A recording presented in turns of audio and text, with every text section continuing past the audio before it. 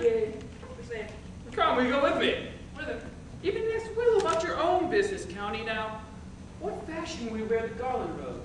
Round your neck like a usurer's chain, or under your arm like a lieutenant's scarf? You must wear it one way, for the prince hath got your hero. Wish enjoy it. Well, that's spoken like an honest droivier. So they sell bullets. The prince doesn't serve you thus. I pray you leave me. Oh, now you struck with the blind man. Just a boy that stole your meat, now you beat the post. Will not be, I will leave you. Laps. Court hurt vow. And now he'll creep into sedges. That my lady Beatrice should know me and not know me. The prince's fool? Huh.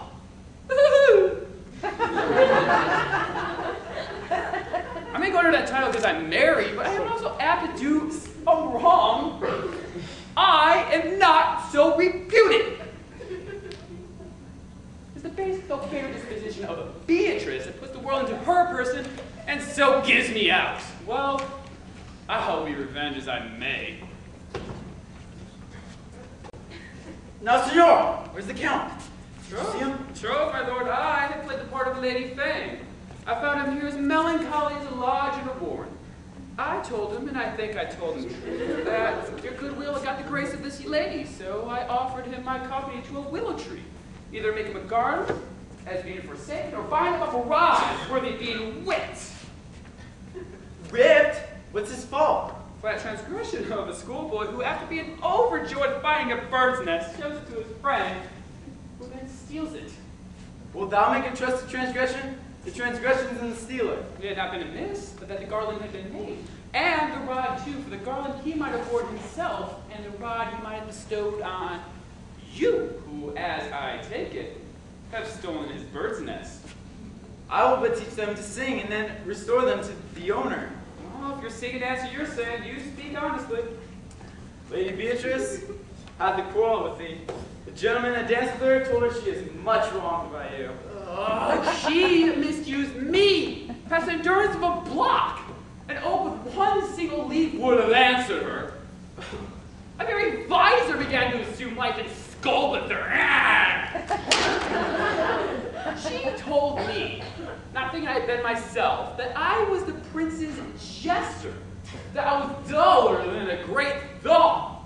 Hardly jest upon jest with such impossible conveyance, I stood like a man at a mark.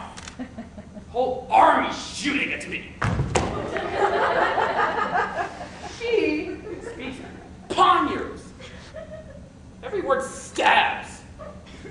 Oh, her breath was as terrible as determination. She would not. There would be no living near her. She had in fact to the North Star. I would not marry her though. If she were endowed with all that bad Adam left before he transgressed, she would have made Hercules turn spit. Yeah, and cleft the club to make the fire, too. Come, talk not of her. You'll find her in the infernal ape in good apparel. I would to God some scholar would conjure her, for certainly while she is here, a man may live quiet as hell, as in a sanctuary. People would sin upon purpose, so they would go there. So indeed, all disquiet, horror and perturbation follows her. Oh, look. Here she comes. Will you raise command me to any certain then? I will go on the slight error to the tipsy that you advised of me. Friend you herald, great chance for your friend you lady. Friend you John's foot rather than hold 3 words of conference with this hard beat. Have you no employment for me? None, but to desire good company. Oh God, sir, this is a dish I love not. I cannot endure my lady tongue. Come, lady. You have lost the heart of Signor Benedict. Indeed, my lord. He lent it to me a while, and I gave him use for it. A double heart for a single one. Mary once before, he wanted me at false dice, therefore your grace may well have said against it. You have put him down, lady. You have put him down. So I would not you do me, my lord, lest I should prove the mother of fools. I have brought Count Claudio, whom you sent me to see. Come now, Count. Wherefore are you sad? I'm not sad, my lord. How then, sick? Neither, my lord. The Count is neither sad, nor sick, nor merry, nor well, but civil. Count civil as an orange, or something of that jealous complexion. Faithfully, I think your blessing be true, though I'll be sworn if it be true, his conceit is false. Come, Claudia. I wooed in thy name, and fair was won. I broke with her father, and his goodwill obtained. Named the day of marriage, and God give thee joy. Take me my daughter, and with her my fortunes. His grace hath made the match, and brings they amen to it. Speak, Count. It is your cue. Silence is but the perfectest herald of joy. I were but little happy if I could say how much. Lady, as you are mine, I am yours. I give away myself to you, and I dote upon the exchange. Speak, cousin. Or, if you cannot, stop his mouth with a kiss and let him not speak neither. Woo!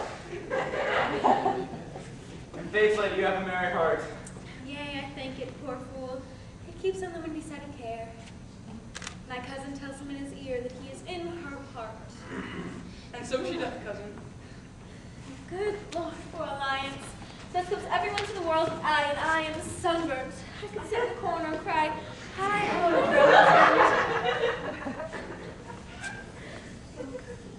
Ah, Lady Beatrice, I will get you one.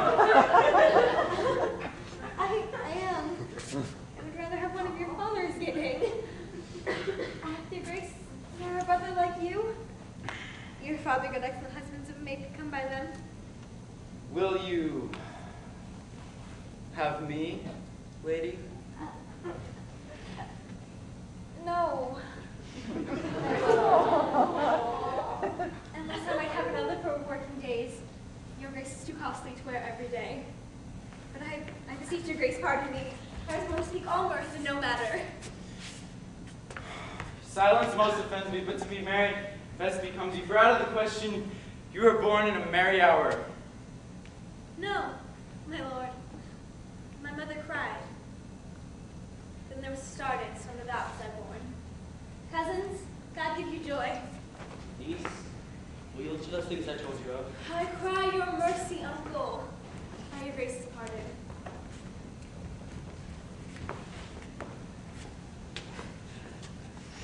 Oh, by my troth, a pleasant-spirited lady. My lord, there is little of the melancholy element in her, for she is never sad but when she sleeps, and not ever sad then. For my daughter hath often said she dreams about happiness, and awaketh herself with laughter. She would not endure her tell of a husband. Oh, by no means, she mocks all her words out of suit. She were an excellent wife for Benedict.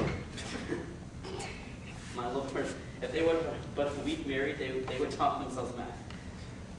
County Claudia, when And I'm far too brief too to have all things answered in my mind. come, you shake the head at so long of breathing. I warrant thee, Claudia, the time will not go dully by us. I will, in the interim, undertake one of Hercules' labors, which will be to bring Senor Benedict and Lady Beatrice to a mountain of affection the one with the other. I would fain have it to match, and I doubt not, but to fashion it. If you three will but minister such assistance as I shall give you direction. My lord, I implore you, though it cost me 10 nights' watching. And I, my lord. And you, gentle hero? I will do any modest office, my lord, to help my cousin to a good husband.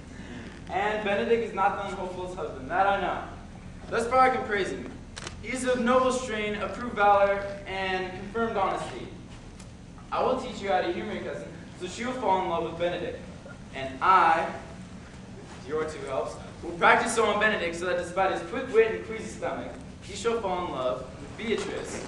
We can do this. Cupid is no longer an archer. His glory shall be ours. We're the only love gods. Go in with me, and I will tell you.